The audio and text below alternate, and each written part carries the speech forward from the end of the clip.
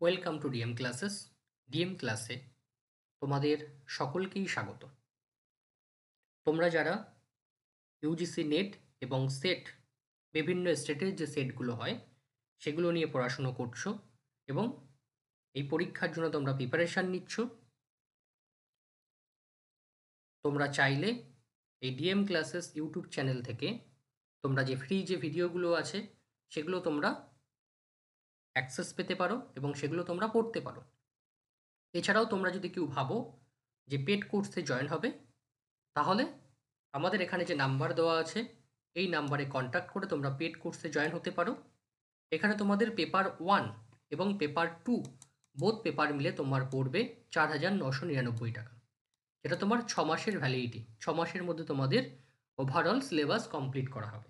যদি তুমি শুধুমাত্র সাবজেক্ট সংস্কৃত পড়ো সেক্ষেত্রে 3,000 টাকা, এবং যদি পেপার 1 সেক্ষেত্রে 2,500 টাকা তোমাকে দিতে হবে। কিন্তু যখন বোথ পেপার পড়বে তখন তোমার 4,999 টাকা। ঠিক আছে, এখানে তুমি উইকলি 6টা করে লাইভ ক্লাস পাবে, 1000+ এমসিকিউ প্লাস মক টেস্ট পাবে, পিডিএফ মেটেরিয়াল পাবে, 300+ ভিডিও লাইব্রেরি এখানে আছে, ফ্রি ইউটিউব ক্লাস আছে এবং লাইফ টাইম ভিডিও অ্যাক্সেস প্রভৃতি সুবিধা তোমরা পেয়ে যাবে। তোমরা প্রতিনিয়ত চ্যানেলটিকে জয়েন করবে এবং যে ক্লাসগুলো হয় সেগুলো তোমরা দেখবে, এবং কেমন ক্লাস হয় তোমরা কমেন্টস করে অবশ্যই জানাবে। 2024 জুন যে এক্সামটা হয়ে গেছে নেটের, সেখানে কেমন প্রশ্ন পড়েছে শুধুমাত্র ইউনিট 1 এবং ইউনিট 2 থেকে আমরা সেই জায়গাটা দেখে নেব। ঠিক আছে, তাহলে আমাদের পড়তে সুবিধা হবে যে আমরা পড়ার সময় কোন টপিকের উপরে জোর দেব এবং কোন জায়গাগুলো থেকে পড়ব। তাহলে কোন জায়গাগুলো থেকে আমাদের প্রশ্ন আসছে আমরা সেটা নিজেরা বুঝতে পারবো। বোঝা গেছে? আমরা এরকমভাবে প্রত্যেক দিন অল্প অল্প করে টপিক পড়ব এবং যে ইউনিটগুলো হচ্ছে সেই ইউনিটের যে পিওয়াইকিউগুলো সেগুলো আস্তে আস্তে কমপ্লিট করতে করতে যাব। বোঝা গেছে? দেখো, এখানে আছে কি, আরণ্যকং চ বেদেভ্য ঔষধিভ্য অমৃতং যথা ইতি বচনং লভ্যতে। উপনিষদ, রামায়ণ, মহাভারতে আরণ্যকে 4টে অপশন দিয়ে রেখেছে যে আরণ্যকং চ বেদেভ্য ঔষধিভ্য অমৃতং যথা। এই লাইনটা বা এই বচনটা আমরা কোথায় পাই? উপনিষদে, রামায়ণে, মহাভারতে না আরণ্যকে? এটা সঠিক অ্যান্সার কি হবে? এটা আমরা পাই মহাভারতে। তাহলে এই টপিকটা আমরা কার মধ্যে পাবো? আমাদের সিলেবাসের মধ্যে যে আরণ্যক সাহিত্য আছে, যেটা আমরা এখনো পড়িনি, সেই আরণ্যক সাহিত্যের মধ্যে আমরা পাবো। সেখানে মহাভারতে কি বলা হয়েছে? যে নবনীতং যথা দত্ন মলয়াস চন্দনং যথা আরণ্যকং চ বেদেভ্য ঔষধিভ্য অমৃতং যথা। নবনীতং যথা দত্ন মলয়াস চন্দনং যথা আরণ্যকং চ বেদেভ্য ঔষধিভ্য অমৃতং যথা। তাহলে এখানে একটা প্রসঙ্গ, আরো প্রসঙ্গ কি বলা হয়েছে সেটা দেখে নাও। যে অরণ্যে এব পাঠত্বাৎ আরণ্যকম, কে বলছে? সায়নের ঐতিরেয় ভাষ্য ভূমিকায় বলা হয়েছে যা অরণ্যে পাঠিত হয় তা হচ্ছে আরণ্যক। এই আরণ্যকে কি? পবিত্র ব্রহ্মবিদ্যার বর্ণনা আমরা পাই। বলছে যজ্ঞোপবীত এর সর্বপ্রথম উল্লেখ আমরা কোথায় পাই? তৈতিরীয় ব্রাহ্মণের আরণ্যকে পাই। এই আরণ্যকগুলি গদ্য আকারে রচিত। বলছে আরণ্যকের ভাষা ব্রাহ্মণের মতো প্রাচীন এবং ছোট ছোট বাক্যে ভাব প্রকাশ আরণ্যকের রচনাশৈলীর বৈশিষ্ট্য। ব্রাহ্মণের মতো আরণ্যকগুলি কেমন? সন্নিবিষ্ট। আরণ্যকের শেষ ভাগকে আমরা কি বলি? উপনিষদ। আর উপনিষদে যে জ্ঞান তত্ত্বের বা দার্শনিক তত্ত্বের সর্বোচ্চ প্রকাশ আমরা লক্ষ্য করি, আরণ্যক হলো তার প্রারম্ভ হিসেবে আমরা তাকে জানি। নেক্সট প্রশ্ন আসো, ঋগ্বেদীয় কল্পসূত্রং ভবতি। ঋগ্বেদীয় কল্পসূত্র কি কি? অপশান বলছে আপস্তম্ভ কল্পসূত্র, আশ্বলায়ন কল্পসূত্র, সাংখ্যায়ন সৌতসূত্র, সত্যাসার সৌতসূত্র। তাহলে ঋগ্বেদীয় কল্পসূত্রং ভবতি, আপস্তম্ভ কল্পসূত্র, আশ্বলায়ন সৌতসূত্র, সাংখ্যায়ন সৌতসূত্র, সত্যাসার সৌতসূত্র। তাহলে এর মধ্যে কোনটা হবে? এখানে দেখো সমুচিত বিকল্পং চিনুত, কোনটা হবে এখানে আমাদের চুজ করতে হবে। তাহলে ঋগ্বেদীয় কল্পসূত্র কি একটু আগেই আমরা পড়ে আসলাম যে ঋগ্বেদীয় যেখানে আশ্বলায়ন সাংখ্যায়ন থাকবে সেটা কি হবে, সেটা হবে আমাদের ঋগ্বেদীয় সৌতসূত্র। তাহলে আশ্বলায়ন সাংখ্যায়ন, এখানে অপশান একটু ভুল আছে, এটা হওয়া উচিত ছিল কি সি। এখানে দেখো সেটা ঠিক করা হয়েছে যে ঋগ্বেদীয় কল্পসূত্র হচ্ছে আশ্বলায়ন সাংখ্যায়ন। কোথায় পড়েছি, এক্ষুনি পড়েছি। ঋগ্বেদীয় এই হচ্ছে সৌতসূত্র, কি কি সাংখ্যায়ন আর হচ্ছে আশ্বলায়ন। ক্লিয়ার? নেক্সট প্রশ্নে আসো। বিকর্ষণাদি ভবতি, বিকর্ষণটা কি বলছে সাম মাত্রা সন্তান স্বর, বিকর্ষণাদি ভবতি সাম মাত্রা সন্তান স্বর। কি হবে এখানে অ্যান্সার, বিকর্ষণ হচ্ছে সন্তান। এটা আমরা কোথায় পাবো, এটা বেদাঙ্গের মধ্যে পাবো। বলছে বেদাঙ্গের মতো শিক্ষা কেমন, শিক্ষা হলো বেদের ধ্বনি বিজ্ঞান। এই শিক্ষা গ্রন্থে বৈদিক মন্ত্রের বর্ণজ্ঞান, স্বরমাত্রা, উচ্চারণের নিয়মাদির উপদেশ আমরা পাই। পাণিনীয় শিক্ষায় কি বলা হয়েছে, শিক্ষা ঘ্রাণং তু বেদস্য।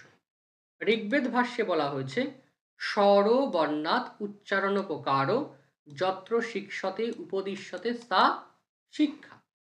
তৈত্তিরীয় উপনিষদে শিক্ষার 6টি অঙ্গের কথা বর্ণনা করা হয়েছে। তাহলে তৈত্তিরীয় উপনিষদে আমরা কি দেখছি, শিক্ষার 6টি অঙ্গ আছে। কি সেই 6টি অঙ্গ,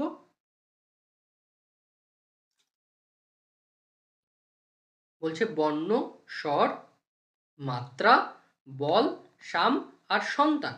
এই 6টা অঙ্গ কার, 6টা অঙ্গ হচ্ছে শিক্ষার অঙ্গ।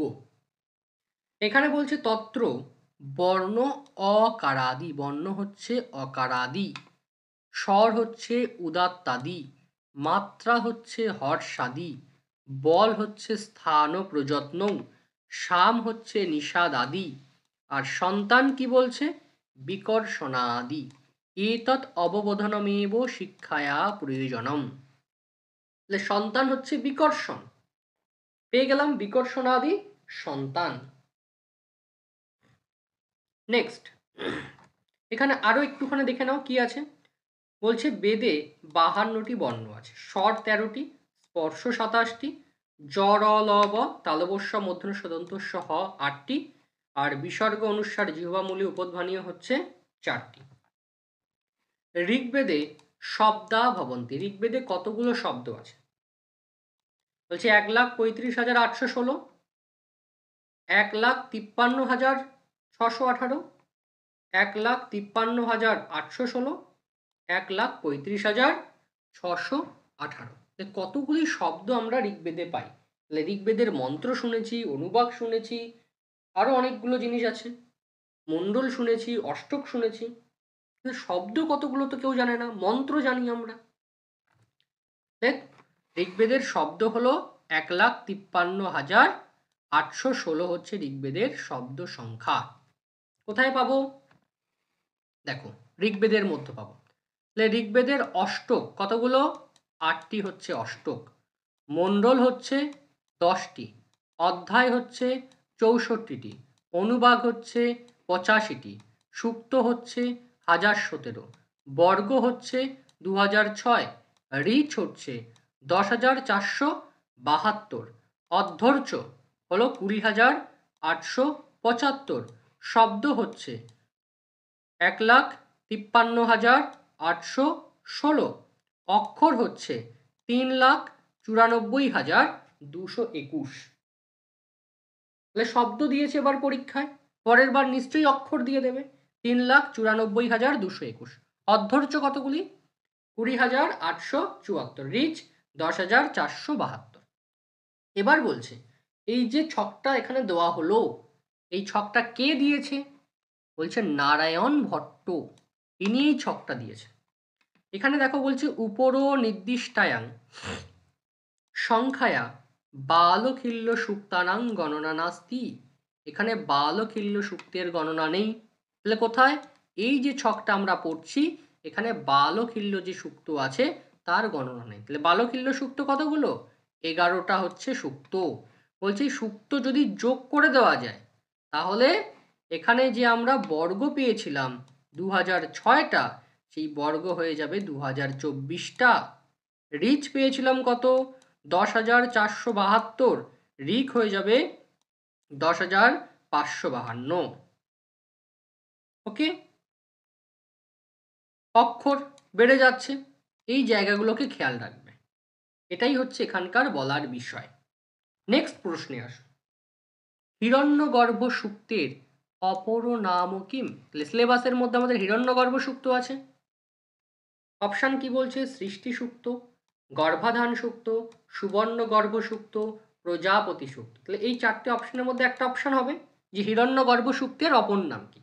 সৃষ্টি সূক্ত, গর্ভাধান সূক্ত, সুবর্ণগর্ভ সূক্ত না প্রজাপতি সূক্ত? তাহলে হিরণ্যগর্ভ সূক্তের অপর নাম কি? অপর নাম হলো প্রজাপতি সূক্ত।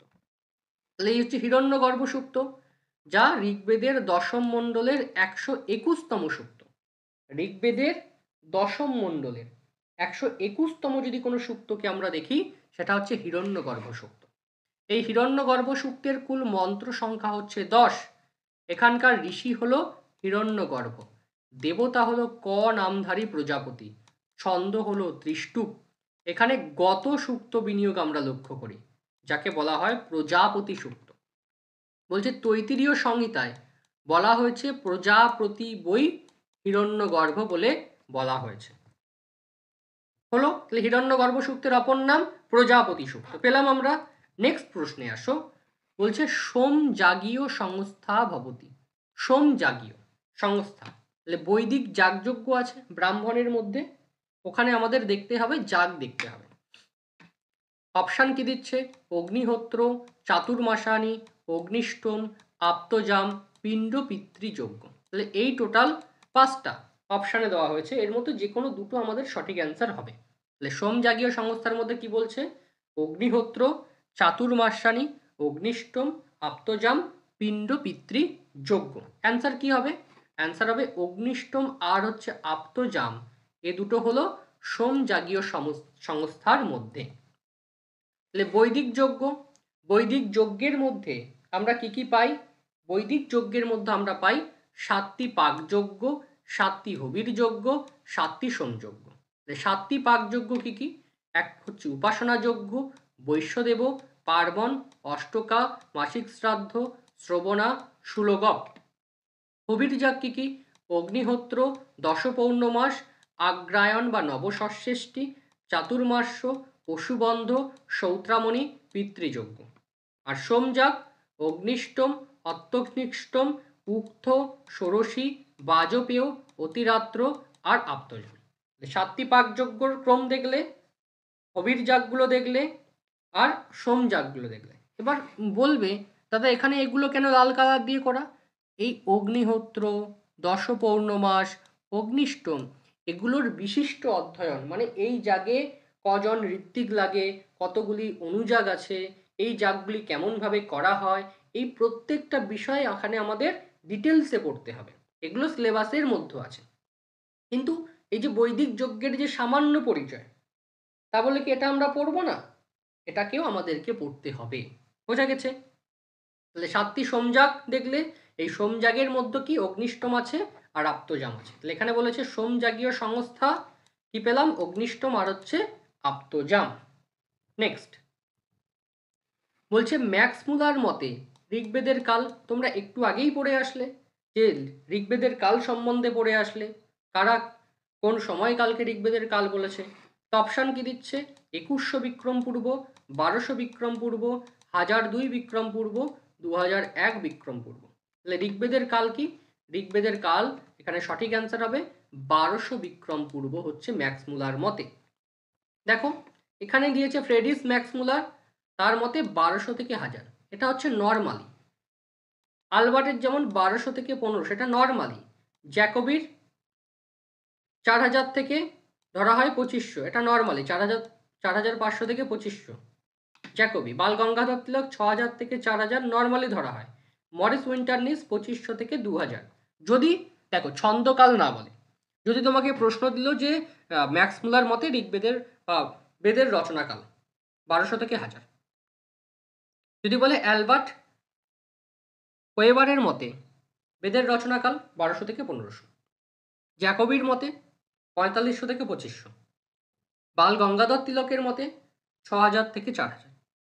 উইন্টারনিসের মতে 2500 থেকে 2000। এটা হচ্ছে নর্মালি ডিটেলস। ঠিক আছে, যখন ছন্দকাল, মন্ত্রকাল, ব্রাহ্মণকাল, সূত্রকাল মেনশন করবে তখন হয়ে যাবে ডিফারেন্স। ছন্দকাল বললে 1200 থেকে 1000, মন্ত্র হলে 1000 থেকে 800, ব্রাহ্মণ হলো 800 থেকে 600, সূত্র হলো 600 থেকে 200। আর বাল গঙ্গাধর তিলকে আসলে অদিতিকাল, মৃগশিরাকাল, কৃত্তিকাকাল, অন্তিককাল। অদিতিকাল হলে 6000 থেকে 4000, মৃগশিরা হলে 4000 থেকে 2500, কৃত্তিকা হলো 2500 থেকে 1400, অন্তিক হচ্ছে 1400 থেকে 500। নেক্সট প্রশ্ন, যে পরস্পরং সমুচিত মেলয়ত, এখানে মেলাতে হবে। বলছে বায়ু, আত্মানন্দ, ঐতিরেয় আরণ্যক আর দ্বিবেদঙ্গম। মুখ্যার্থ প্রকাশিকা, মোক্ষপ্রদা, অশ্ববামিয়াম আর পক্ষী। কোনটা কার সাথে মিলবে এই ছকটাকে আমাদের মেলাতে হবে। ঠিক আছে, দেখে খুব কঠিন ছক মনে হচ্ছে তোমাদের সকলের কাছে, যে ছকটাকে মেলাবো ঠিক কেমন করে, কিন্তু খুব ইজি ওয়েতে তুমি এই ছকটাকে মেলাতে পারবে। ঠিক কেমন ভাবে দেখো, বলছে বায়ো কি হবে, bio, bias, bio means bias ধরো, পক্ষী। আত্মানন্দ, আত্মানন্দ কি, ইনি একজন বৈদিক ভাষ্যকার, তিনি রচনা করেছেন কি অশ্ববামিয়ম। ঐতিরেয় আরণ্যক কেমন, ঐতিরেয় আরণ্যক হচ্ছে মোক্ষপ্রদা, মোক্ষকে প্রাপ্ত করায়। আর দ্বিবেদঙ্গম রচনা করেছেন মুখ্যার্থ প্রকাশিকা। তাহলে এখানে 4 নম্বরটা সঠিক অ্যান্সার হলো। দেখো এখানে আমরা কাকে দেখলাম, ফার্স্ট আত্মানন্দ, বলছে ঋগ্বেদের বিখ্যাত অষ্টমাবীয় সূক্তের উপর ভাষ্য রচনা করেছেন কে, আত্মানন্দ। এখানে কি বলেছে, অষ্টবামিয়ম, এখানেও পেয়ে যাচ্ছ অষ্টবামিয়ম সূক্তের ভাষ্য রচনা করেছে কে, আত্মানন্দ। নেক্সট পড়েছিল কি এখানে দ্বিবেদঙ্গম, দেখো সেটাও দেখিয়ে দিচ্ছি তোমাকে। এর আগে জিনিসগুলো একটু পড়ে নাও। এখানে যে ভাষ্যকারগুলো দেখছো, যে ধানুষ্কজার্জুয়া, আনন্দতীর্থ, এরা সকলে হচ্ছে ঋগ্বেদের ভাষ্যকার। শতপথ ব্রাহ্মণে আসো। শতপথ ব্রাহ্মণের ভাষ্যকারের মধ্যে আমরা পাই কি, হরিস্বামী, সায়নাচার্য, গণেশ শাস্ত্রী, তার রচিত ভাষ্য কি স্বর প্রকাশাক্ষ ভাষ্য। নীলকণ্ঠ, তার রচিত, তিনি বৃহদারণ্যক উপনিষদ উপরে সায়ন যে ভাষ্য করেছে তার উপরে তিনি ভাষ্য করেছেন। বাসুদেব, বাসুদেব কি বলছে, বাসুদেবের ভাষ্যের নাম হচ্ছে প্রকাশিকাক্ষ, প্রকাশিকাক্ষং ভাষ্য, প্রকাশিকাক্ষং ভাষ্য হচ্ছে বাসুদেব। দ্বিবেদঙ্গম বলছে মাধ্যন্দিন সংহিতার উপরে মুখ্যার্থ প্রকাশিকা নামে তিনি ভাষ্য রচনা করেছেন, মুখ্যার্থ প্রকাশিকা ভাষ্য রচনা করেছেন দ্বিবেদঙ্গম। এটা হচ্ছে বৃহদারণ্যক উপনিষদের উপরে। তাহলে মাধ্যন্দিন পাঠকে বেস করে বৃহদারণ্যক উপনিষদের তিনি মুখ্যার্থ প্রকাশিকা নামে তিনি ভাষ্য রচনা করেছেন। এছাড়াও ঐতিরেয়, এখানে কি বলা হয়েছে, ঐতিরেয় আরণ্যক, দেখো এখানে ঋগ্বেদ, ঐতিরেয়, আরণ্যক সাহিত্য, একদম উপরের জিনিসটা দেখলে না কনসেপ্টটা ক্লিয়ার হবে যে তুমি কি পড়ছো, কোথা থেকে এসছে প্রশ্নটা। এখানে বলছে যস্মিন আমা সম তৃপ্তশ্চেতেওপি তত্র দেবা সর্বযুজ ভবন্তি তেন পাপাত্মন অপহৃত্য ব্রহ্মণা স্বর্গ লোকম অপ্যেতি বিদ্যান। কি বুঝবে এর দ্বারা, এখানে কি বলেছে, ঐতিরেয় আরণ্যক হচ্ছে মোক্ষ প্রদান, ভালো করে বুঝবে মোক্ষ, তাহলে যেখানে মোক্ষ মানে কি স্বর্গ।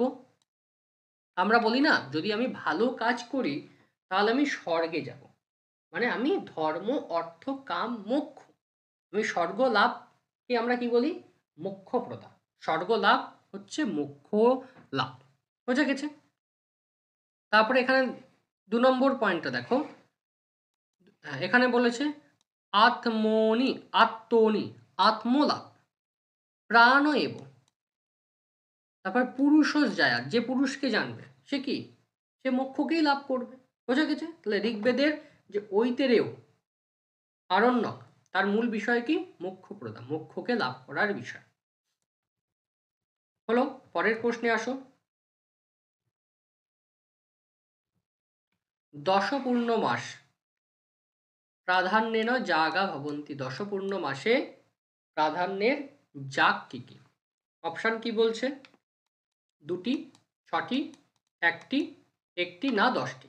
10 পূর্ণমাসে প্রাধান্যেন জাগ 2টি, 6টি, 1টি না 10টি? অ্যান্সার কি হবে? 10 পূর্ণমাসের প্রাধান্যেন জাগ হচ্ছে 6টি। দেখো 10 পূর্ণমাস বলছে 10টি জাগের পরে পূর্ণমাসেষ্টি জাগকে আমরা করা হয়। ঠিক আছে, এই পূর্ণমাসেষ্টি দুদিনে হয়। এখানে 10 পূর্ণমাস জাগকে 2টি ভাগে ডিভিশন করা হয়। একটা হচ্ছে 10 ষষ্ঠী, এই জায়গাটা দেখলে ভালো বুঝতে, একটা হচ্ছে 10 ষষ্ঠী জাগ, একটা হলো পূর্ণমাসেষ্টি জাগ। 10 পূর্ণমাস 2টি জাগের সম্মিলিত রূপ, 2টি জাগের সম্মিলিত রূপ হচ্ছে 10 পূর্ণমাস, একটা 10 ষষ্ঠী, একটা পূর্ণমাসেষ্টি। তাহলে বলছে পূর্ণমাসেষ্টি জাগের প্রধান জাগ, মাসেষ্টির প্রধান জাগ কতগুলো? 3টে। আগ্নেয়, অষ্টক কপাল পুরোরাস, অগ্নিশমীয় উপাংশু, অগ্নিশমীয় একাদশ কপালক পুরোরাস। আর কি বলছে? 10 ষষ্ঠীর প্রধান জাগ কি? ঐন্দ্রাগ্ন দ্বাদশ কপালক পুরোরাস, ঐন্দ্রাগ্ন ঐন্দ্র সন্নার্য আর বৈষ্ণব উপাংশু জাগ। এখানে কটা পেলাম? এখানে পেলাম 3টে। আর পৌর্ণমাসেষ্টির প্রধান জাগের মধ্যে পেলাম 3টে, আর 10 ষষ্ঠীর প্রধান 3টে, 6টা। প্রশ্ন দেখো, 10 পূর্ণমাসায় প্রাধান্যেন জাগা ভবন্তি, অ্যান্সার কি? 6টা। দুটো মিলে 3টে 3টে যে 6টা, সেটাই এখানে প্রশ্নে বলা হয়েছে। নেক্সট আসো, বেদ ড্যাশ বোধয়তি, বেদ কাকে বোধন করায়? ধর্মমাত্রম, অধর্মম, ধর্মম, অধর্মম, অজ্ঞানম। ফার্স্ট অপশন দিয়েছে, যে কোনো দুটো হবে। ধর্মমাত্রম, অধর্মম, ধর্মম, অধর্মমাত্রম না অজ্ঞানম। এখানে আনসার কি হবে? বেদ দুটোকেই বোধ করায়, একটা অধর্মকেও এবং ধর্মকেও বোধ করায়। আমাদের কোনটা করণীয় এবং কোনটা করণীয় নয়, ঠিক আছে, দুটোকে বোধ করায় কে? বেদ বোধ করায়। অধর্ম যে কর্মগুলো সেগুলোকে আমাদের কি করতে বারণ করে, আর ধর্ম যে কর্ম সেটা আমাদের করতে বলে, তাহলে বোধ করায়, দুটোকে জানায়। যেমন আমরা শব্দ, যেমন আমরা কোথায় পাই? মহাভাষ্যে। যে শব্দ দুরকম আছে, একটা সাধু শব্দ আর হচ্ছে অসাধু শব্দ, ঠিক আছে। তাহলে আমরা যখন সাধু শব্দকে জানবো, তাহলে অটোমেটিক্যালি অসাধু শব্দগুলো কি সেখানে ক্যান্সেলেশন হয়ে যাবে। তা বলে আমরা কি অসাধু শব্দকে জানবো না? অবশ্যই অসাধু শব্দকেও জানবো, সাধু শব্দকেও জানবো, কিন্তু আচরণ করব কার মতো? রাবণের মতো নয়। কার মতো? রামের মতো। আমি রাবণের চরিত্র জানবো, রামের চরিত্রও জানবো, আচরণ করব রামের মতো। ক্লিয়ার? নেক্সট, পরের প্রশ্ন, ঋক মন্ত্রানাম লক্ষণাম ইদম, ঋক মন্ত্রের লক্ষণ কি? গীতি, অর্থ, পাদব্যবস্থা, প্রশ্লিষ্ট পঠিতব্যম, মনন রূপত্তম। ঋক মন্ত্রের লক্ষণ, ফার্স্ট অপশন দিয়েছে গীতি, অর্থ, পাদব্যবস্থা, প্রশ্লিষ্ট পঠিতম, মনন রূপম। একটু আগে এটার অ্যান্সার করে এসছো তোমরা, মানে প্রশ্নটা দেখে এসছো, মিন্স টেক্সটটা। কি হবে? ঋক মন্ত্র লক্ষণ হচ্ছে অর্থ, পাদব্যবস্থা। কি বলা হয়েছে? জৈমিনী বলছেন, জৈমিনী মতে ঋকের লক্ষণ কি? তেষাম ঋক যত্র অর্থ বশেন পাদ ব্যবস্থা। নেক্সট, পরের প্রশ্ন, সায়নাচার্যই প্রতিপাদিত ব্রাহ্মণানাং ক্রম, সায়নাচার্য প্রতিপাদিত ব্রাহ্মণ যে গ্রন্থ, সেই ব্রাহ্মণ গ্রন্থের ক্রমগুলো কি কি হবে সেগুলো বলতে বলছে। তাহলে অপশান কি দিচ্ছে? সামবেদী, সংহিতোপনিষদ ব্রাহ্মণ, পৌরম, দেবতাধ্যায়, ষড়বিংশ। সামবেদী, সংহিতোপনিষদ ব্রাহ্মণ, পৌরম, দেবতাধ্যায় আর হচ্ছে ষড়বিংশ। কি হবে ক্রম? প্রথমে হচ্ছে পৌর, ষড়বিংশ, সামবেদী, দেবতাধ্যায়, তারপরে সংহিতোপনিষদ ব্রাহ্মণ। দেখো, ব্রাহ্মণ সাহিত্য সামবেদের মধ্যে বলছে সায়নের মতে সামবেদের 8টি ব্রাহ্মণ আমরা পাই। বলছে অষ্টৌ হি ব্রাহ্মণ গ্রন্থা পৌরং ব্রাহ্মণম আদিমম ষড়বিংশাক্ষ্যং দ্বিতীয়ং স্যাৎ তত সাম বিধির ভবেৎ। আর্ষেয়ং দেবতাধ্যায় ভবেত উপনিষত্তত সংহিতোপনিষদ বংশ গ্রন্থা অষ্টাবীতি রীতা। তাহলে কি কি দেখো, পৌর, ষড়বিংশ, সামবিধি, আর্ষেয়, দেবতাধ্যায়, উপনিষদ, সংহিতোপনিষদ আর বংশ। Clear concept? এই যে ক্রমটা এখানে মুখস্থ করতে হবে। এখানে কোথা থেকে প্রশ্ন এসছে? ক্রম থেকে প্রশ্ন এসছে। তাহলে পৌর ব্রাহ্মণ, ষড়বিংশ, সামবিধি, আর্ষেয়, দেবতাধ্যায়, উপনিষদ, সংহিতোপনিষদ আর হচ্ছে বংশ। নেক্সট প্রশ্ন, ব্রাহ্মণ গ্রন্থেষু প্রতিপাদ্য বিষয়ানাং ক্রম অয়মুক্ত। ব্রাহ্মণ গ্রন্থের যে প্রতিপাদ্য বিষয় তার ক্রমগুলো কি কি? প্রতিপাদ্য বিষয়ের ক্রম বলতে বলেছে। অপশান কি দিচ্ছে? বিধি, নির্বচন, ব্যবধারণ কল্পনা, প্রশংসা, পুরাকল্প। বিধি, নির্বচন, ব্যবধারণ কল্পনা, প্রশংসা, পুরাকল্প। অ্যান্সার কি হবে? নির্বচন, প্রশংসা, বিধি, পুরাকল্প, ব্যবধারণ কল্পনা। কে বলেছে? বলছে মীমাংসা দর্শন ভাষ্যকারকে সবর স্বামী। তার মতে ব্রাহ্মণের বিষয় কতগুলো? 10টি। কি কি? হেতু, নির্বচন, নিন্দা, প্রশংসা, সংশয়, বিধি, পরক্রিয়া, পুরাকল্প, ব্যবধারণ কল্পনা আর হচ্ছে উপমান। এর ক্রমটাও মুখস্থ করতে হবে এখান থেকে। হেতু, নির্বচন, নিন্দা, প্রশংসা, সংশয়, বিধি, পরক্রিয়া, পুরাকল্প, ব্যবধারণ কল্পনা আর হচ্ছে উপমান। এখানে অপশান দেখো, প্রথমে কি? হেতু নেই, তাহলে কি হবে? হেতু পর নির্বচন, তারপরে কি? প্রশংসা, তারপরে বিধি, তারপরে বিধির পরে কি আছে? পরক্রিয়া নেই, পুরাকল্প আছে, তারপরে ব্যবধারণা কল্পনা। কনসেপ্ট বোঝা গেছে? কেমনভাবে পরীক্ষায় প্রশ্ন পড়ছে এগুলো দেখে নিয়ে নিজেরা চেষ্টা করবে স্টাডি করার, তাহলে যে স্টাডিটা করবে সেটা তোমার কাজে লাগবে। বোঝা গেল? এখানে বাচস্পতি মিশ্র মতেও ব্রাহ্মণের 4টি বিষয় বর্ণনা করা হয়েছে: নির্বচন, বিনিয়োগ, প্রতিষ্ঠান বা অর্থবাদ আর হচ্ছে প্রয়োজন।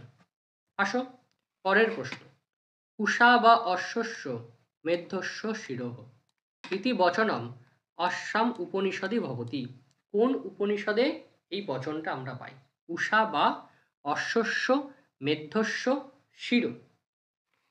অপশান কি দিচ্ছে? কেনোপনিষদ, শ্বেতাশ্বর উপনিষদ, তৈত্তিরীয় উপনিষদ, বৃহদারণ্যক উপনিষদ। কোনটা অ্যান্সার হবে এখানে? বৃহদারণ্যক উপনিষদে আমরা এটা পাই। কি বলা হচ্ছে?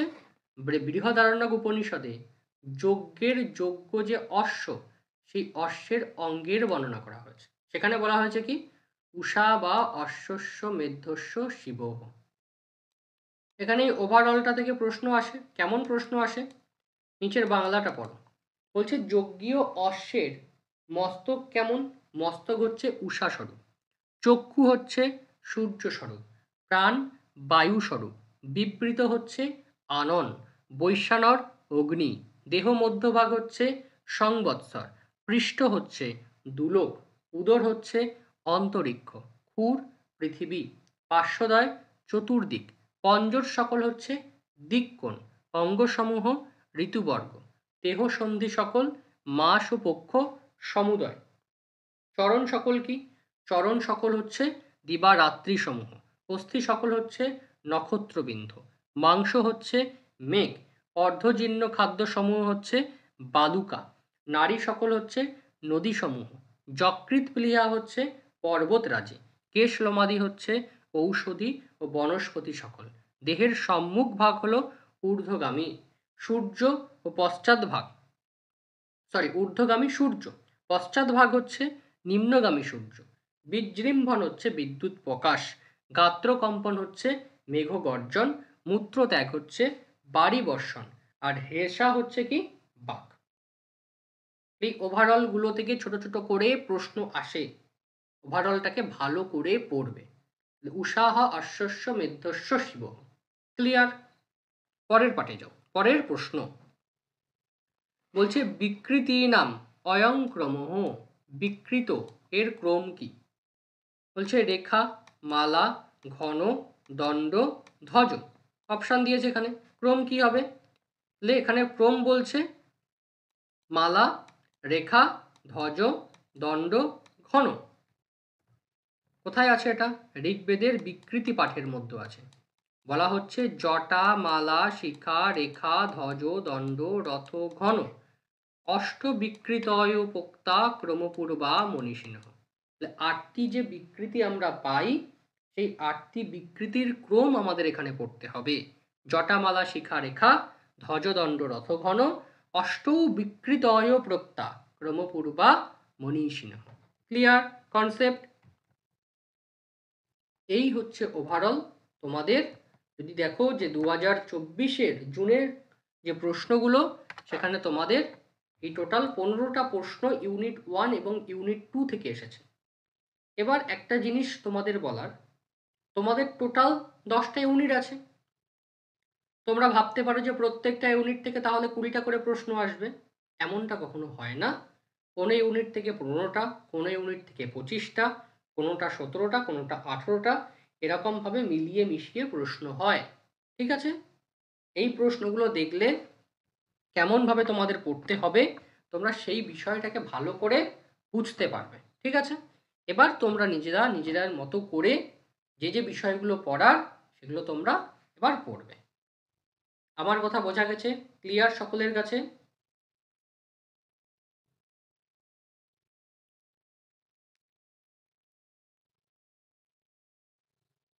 কারুর কোথাও বুঝতে অসুবিধা থাকলে বলো।